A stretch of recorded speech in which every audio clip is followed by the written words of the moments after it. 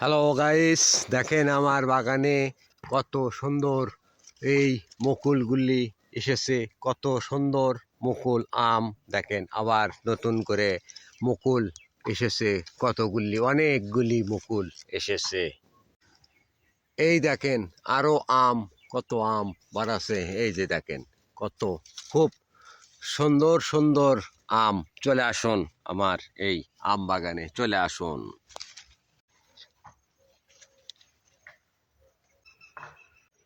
এই যে মালতাও আছে, এখনো মালতাও পাচ্ছেন আমার আম বাগানে, মালতা পাচ্ছেন।